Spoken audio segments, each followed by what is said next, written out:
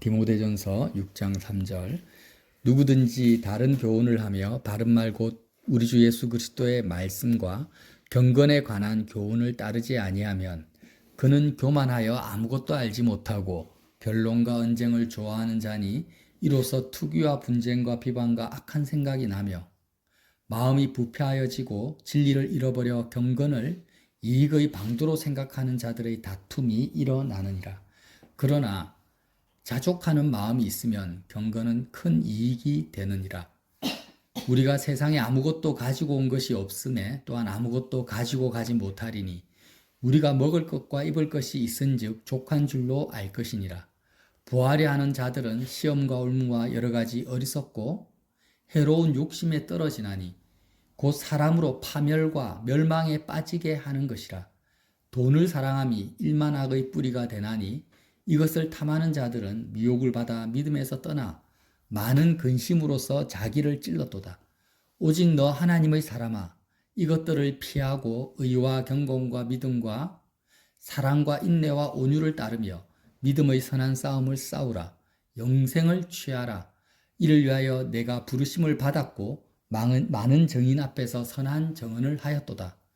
만물을 살게 하신 하나님 앞과 본디오 빌라도를 향하여 선한 증언을 하신 그리스도 예수 앞에서 내가 너를 명하노니 우리 주 예수 그리스도께서 나타나실 때까지 흠도 없고 책망받을 것도 없이 이 명령을 지키라. 아멘.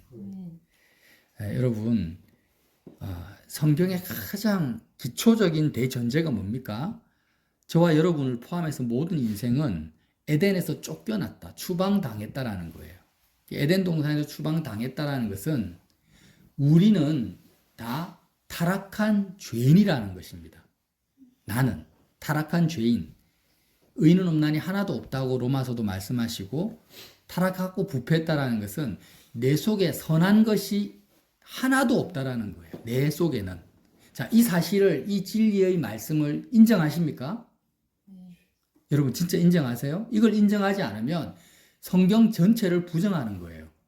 나는 어떤 존재라고요? 부패하고 타락해서 내 속에는 의로운 것이나 선한 것이 있다 없다? 없다라는 거예요.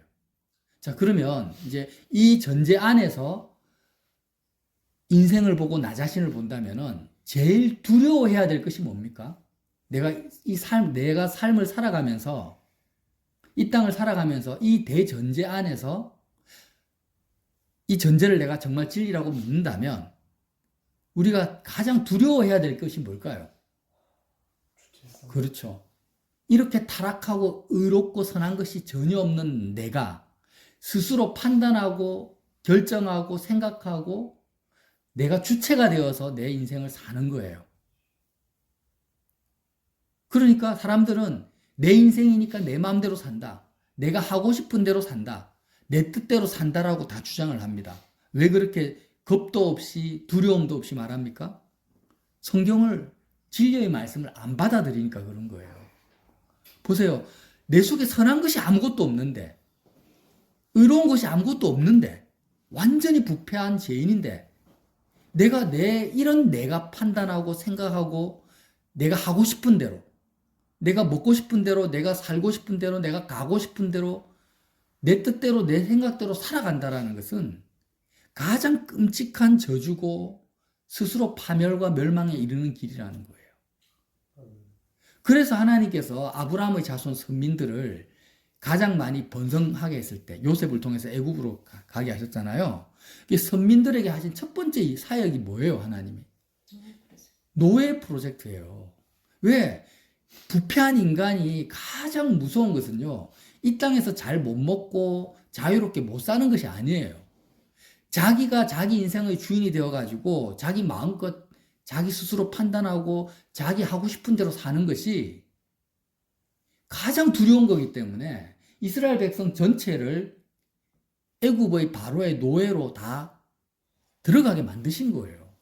하나님이 선민을 사랑하셔서. 이해가 되십니까?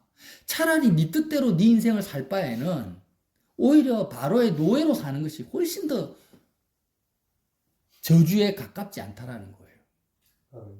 그래서 우리가 옛날에 그 이상한 사람의 노예처럼 살았잖아, 우리가. 종교에 빠져서. 그게 절대 나쁜 것만은 아니에요.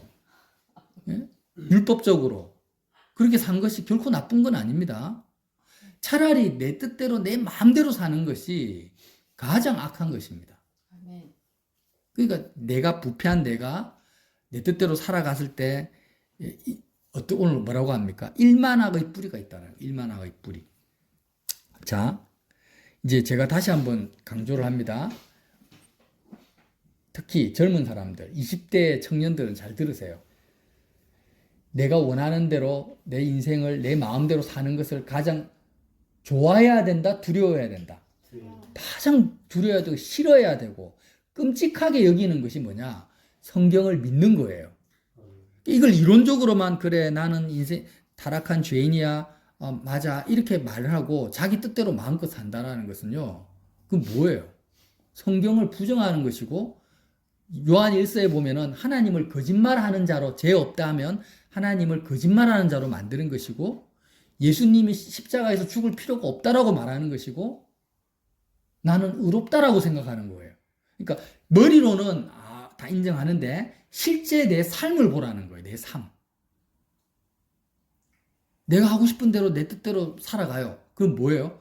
성경은 틀렸다. 하나님은 거짓말장이다. 예수님은 십자가에서 죽을 필요가 없다. 다 그렇게 하나님을 부인하는 거예요. 그런 사람이 심판대 앞에 섰을 때 예수님 뭐라고 하십니까? 나는 너를 도무지 알지 못한다. 그 20세기의 가장 순교자 렘브란트입니까? 렘브란트 화가고 그 루마니아의 순교자 목사님. 이름이 갑자기 생각이 안 나는데 그분인지 하여튼 가장 무서운 꿈을 꿨다잖아요. 환상이 뭐예요? 마지막 때 모든 사람들이 하나님의 심판대 앞에 섰는데 천국 문 앞에 예수님이 딱 한마디 하시는 거예요. 나는 평생 모태신앙으로 태어나서 목사 아버지 밑에서 또 자기도 목사가 되어가지고 그렇게 평생을 예수님을 사랑한다고 성령 받았다고 생각하고 살았는데 예수님이 뭐라고 합니까? 나는 너를 도무지 알지 못한다라고 하는 거예요. 그 예수님의 말씀을 들었을 때 종교인들의 얼굴을 봤다라는 거예요. 그 환상과 꿈에서. 자기 기대를 했어요. 이제 난 천국으로 들어가서 영원히 안식하게 살겠다고 막 좋은 마음으로 예수님을 딱 만났는데 예수님이 뭐라고 합니까? 나는 너를 도무지 알지 못한다고 하니까 그 예수님의 음성을 들었을 때의 그 표정을 봤다라는 거예요. 사람들의 표정을. 그 표정만큼 두렵고 무서운 것이 없었다라고 고백을 하시더라고요. 그 사람이 저와 여러분이 되면 안 되잖아요. 근데 어떤 사람인가? 머리로는 그래 성경이 진리다. 예수님이 십자가에 죽은 것 우리 사랑했었다. 다 하는데 실제 삶은 뭐예요? 자기가 원하는 대로 자기 뜻대로 자기 하고 싶은 대로 인생을 살았던 거예요. 그게 다 성경을 부정하는 것이고 예수님을 부인하는 거거든요. 이게 되게 중요합니다. 그래서 이런 전제 안에서 오늘 경건이라는 것이 뭐냐라는 거예요. 오늘 경건에 대해서 말하고 있거든요. 말씀을 한번 보겠습니다.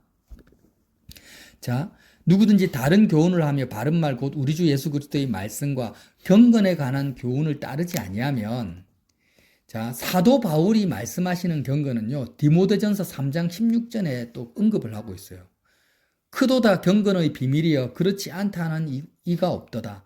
그는 육신으로 나타난 바 되시고 영으로 어렵다 하심을 받으시고 천사들에게 보이시고 만국에서 전파되시고 세상에서 믿음 바 되시고 영광 가운데 올리시셨느니라. 그러니까 사도 바울께서 말씀하시는 경건의 비밀은 예수 그리스도의 사역을 말합니다. 예수님 자체예요. 사도 바울께서 말씀하시는 경건은 어떤 율법주의적인 그런 도 닦는 게 아니에요. 예수님과 하나가 되는 것을 말해요. 그리스도와 하나 되어서 하나님 아버지를 내가 많이 가지고 누리는 것을 말합니다. 제가 쉽게 풀어서 말씀을 하시는 거예요. 그래서 이렇게 경건한 삶을 우리가 추구해야 되는데 그리스도와 하나됨을 추구해야 되는데 그렇지 않은 사람들이 있다라는 거예요. 어떤 사람이냐? 자, 4절. 겉으로는 경건을 추구하는데요. 실제로는 교만하여 교만합니다. 그리스도와 하나됨을 추구하지 않으면은요, 성경의 지식이 나에게 쌓이면 쌓일수록 교만해집니다. 아무것도 알지 못한, 실상은 아무것도 알지 못하면서 변론과 언쟁을 좋아하고 말싸움만 하고 이로써 투기와 분쟁과 비방과 악한 생각이 나며 마음이 부패해지고 진리를 잃어버려 경건을, 그러니까 신앙생활을, 그리스도를, 예수님을 믿는 이 믿음 생활을 어떻게 생각합니까? 이익의 방도, 또 다른 어떤 이 땅에서의 나의 이익의 길, 내가 이 세상에서 잘 먹고 잘 살고 나 자신이 뭔가 더 주체적으로 내 꿈을 펼치는데 어떤 수단으로 생각한다는, 이익의 방도로, 심지어는 이 종교생활 자체를, 그런 생각하는 사람들은 서로 다투게 됩니다. 서로 자기 이익을 추구하니까 결국에는 하나 되지 못해요. 자, 6절. 그러나 자족하는 마음이 있으면 경건은 큰 이익이 되느니라.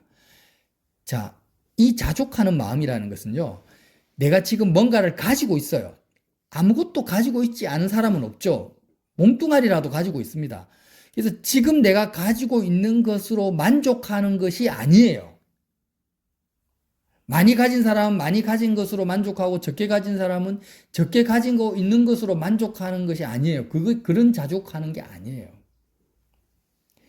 이 자족하는 마음은 뭐냐? 하나님 자체로 마음이 배부른 상태를 말합니다.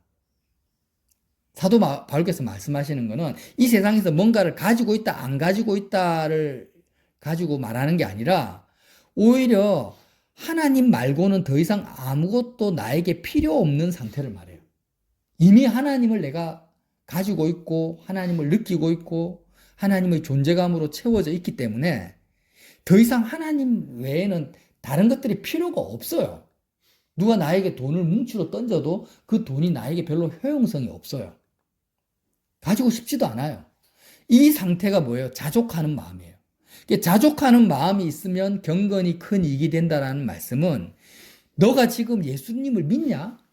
예수님을 믿고 있다고 생각하냐? 경건하다고 생각하냐? 그러면 너의 믿음은 진짜인지 가짜인지, 너의 경건이 거짓인지 참인지를 분별하는 그 기준이 뭐냐? 자족하는 마음이라는 거예요. 이해가 되시죠? 예. 그러니까 하나님으로 배부르고 하나님 외에는, 하나님 말고는 다른 게 필요가 없는 이런 자족하는 마음이 내 속에 없는데, 그 자족하는 마음을 추구하지도 않는데 나는 예수님을 잘 믿고 있다? 아, 이것은 뭐예요? 다 거짓말량이라는 거예요. 그건 전부 다 경건을 이익의 방도로 생각하는 투기와 분쟁과 교만한 상태에, 그렇게 자기 자신을 분별하라는 것입니다. 디모데에게 말합니다. 그러면서 우리가 세상에 아무것도 가지고 온 것이 없으니 또한 아무것도 가지고 가지 못하리니 먹을 것과 입을 것이 있은즉 족한 줄로 알려. 그러니까 결국에는 하나님 한 분을 너가 가짐으로 말미암아 온전히 족하게 사는 그 자족하는 마음을 추구하라는 거예요. 자, 여기서 굉장히 중요한 나 자신을 분별하는 기준이 여기 제시를 해요. 사도 바울께서. 나 자신을 제시하는 기준이라는 게 뭐냐? 나 자신을 봤을 때 하나님으로만 채워지고 하나님으로 만족하지가 않아요. 지금 내 영적 상태가. 뭔가 부족해. 마음은 항상 비어 있으니까. 이 땅에 뭔가를 하고 싶어. 뭐가 되고 싶어. 하나님 말고 다른 것을 내가 추구하고 있어요. 그러면 자족하는 마음이 아니죠. 이 상태는 어떤 상태냐? 자족하는 마음이 아닌 상태는 전부 부하려고 하는 상태. 오늘 9절에 나오는 상태. 부하려는 자. 자, 부하려 하는 자는 시험과 올무와 여러 가지 어리석고 해로운 욕심에 떨어지나니 곧 사람으로 파멸과 멸망에 빠지게 하는 것이라. 자, 이 말씀을 딱 기억하시고 저는 말씀을 나누면 마칠게요. 나 자신을 분별할 때 제일 중요한 게 뭐라고요? 하나님으로 온전히 만족하지가 않아요. 하나님으로 채워져 있지 않아. 그러면 나는 어떤 사람이에요? 결국에는 마음은 흡입력이 있으니까 다른 것으로 채우려고 해요. 이렇게 하나님 말고 다른 것으로 채워야 돼. 결국에는 채워질 수는 없어요. 그러니까 이게 뭐예요? 부하려고 하는 거, 더 가지려고 하는 거, 그 상태라는 거예요. 나 자신을 분별할 때, 그러니까 도덕적으로, 윤리적으로 내가 거짓말을 했느냐, 다른 사람을 미워했느냐, 이런 것을 기준으로 삼으면 안 됩니다. 그럼 불교 절에 있는 스님들도 그런 기준을 삼아요.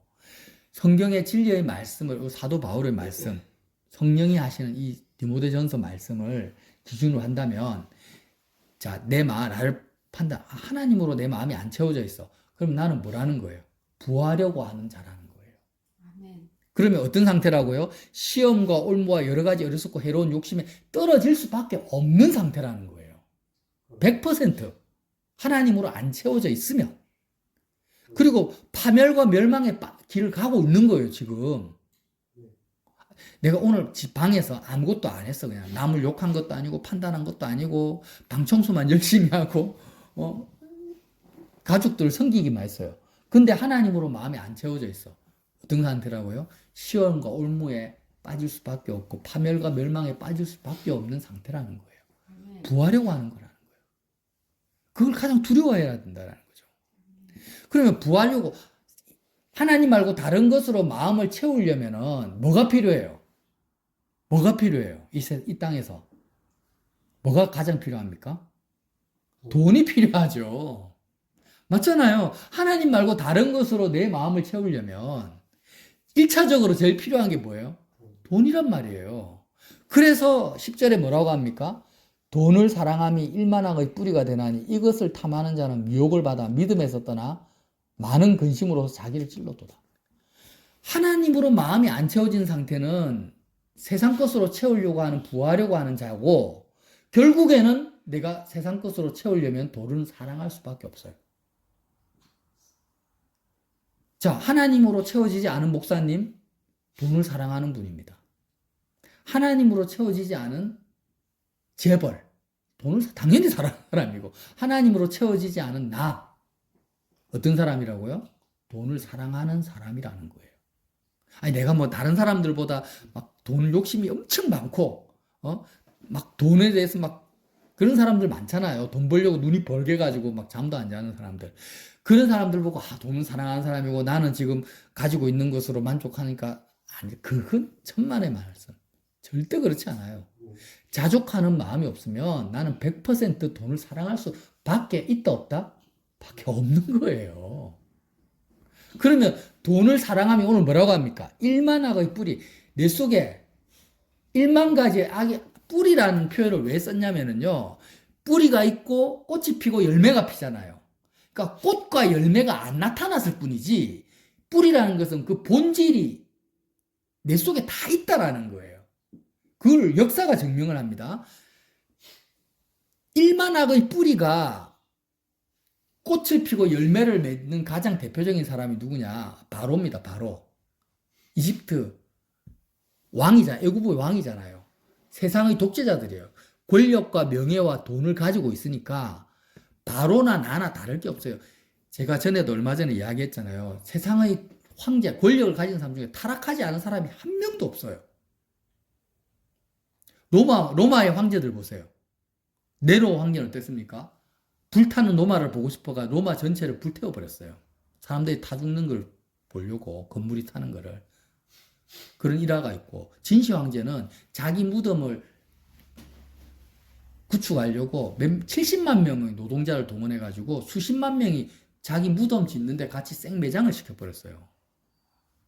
거기다가 뭐 히틀러라든지, 지금 푸틴이라든지, 김정은이라든지, 독재자들이 나하고 다를 거라고 생각합니까?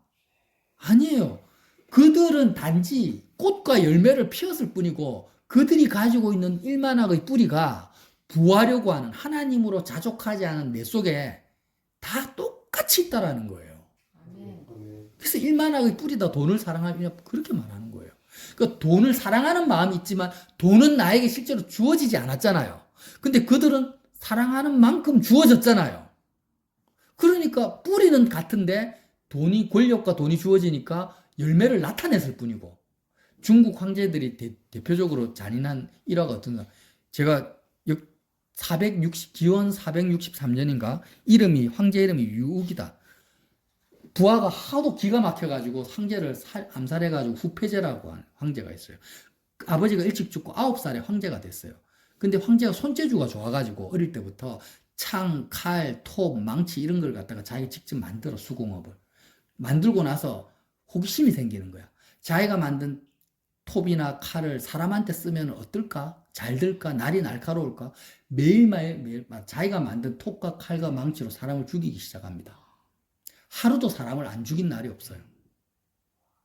자기가 만든 기구를 테스트하려고. 그렇게 잔인해요.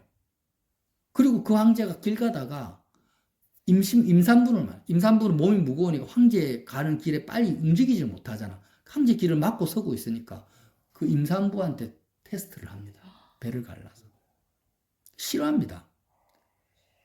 그게 일만함의 뿌리가 꽃과 열매를 피우는데 끔찍하잖아요. 나는 죽었다 깨어나도 그렇게 안 할 거라 생각하죠. 아니에요. 내 속에 똑같은 뿌리가 있다니까요. 히틀러가 가지고 있는 그 뿌리가 내 속에 똑같이 있어요. 언제요? 하나님으로 자족하지 않은 나는. 그래서 저와 여러분이 이웃을 사랑하고 대한민국을 사랑하고 인류를 사랑할 수 있는 가장 시급하고 가장 큰 일이 뭔지 아십니까? 이런 일만악의 뿌리를 가진 나를 죽이는 거예요.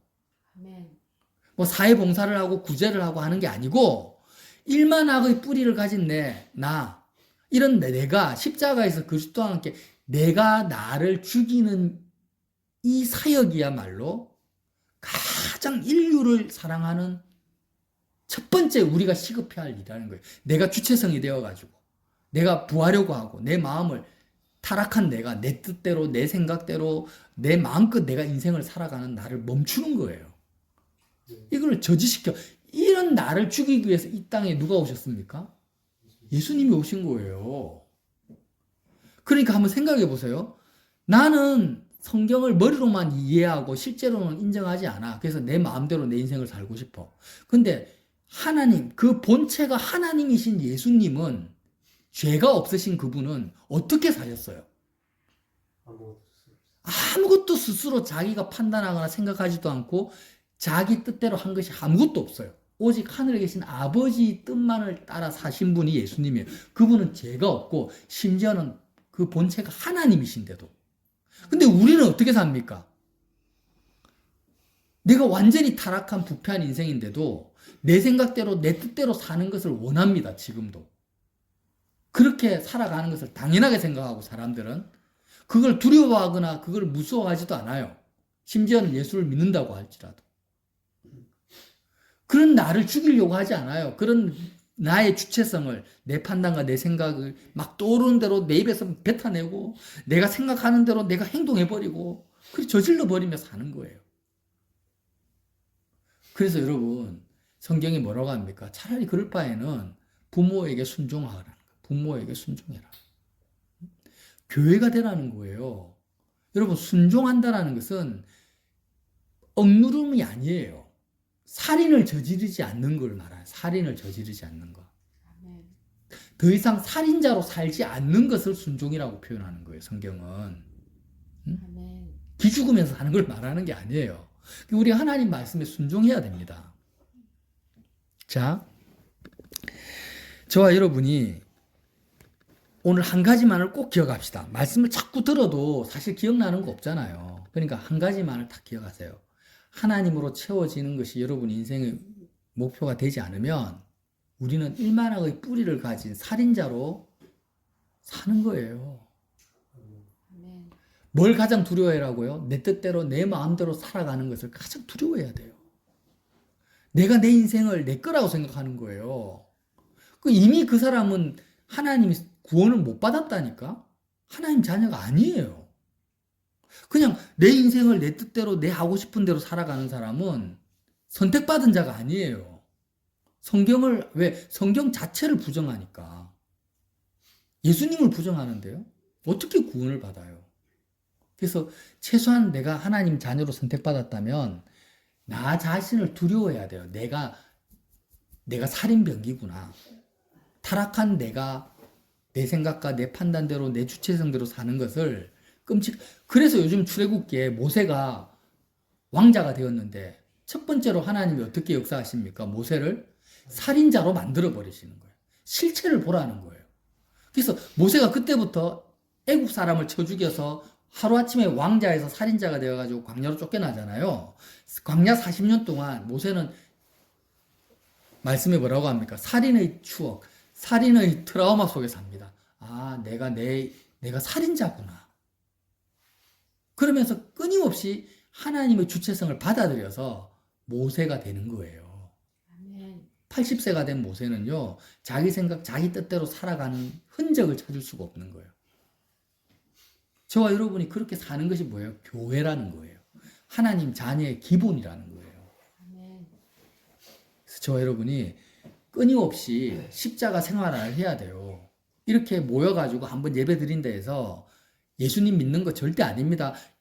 계기가 돼요. 아, 이제 마음을 고쳐먹고 내가 이제 지금부터 삶의 현장 속에서 무엇을 두려워해야 될지를 보는 거예요.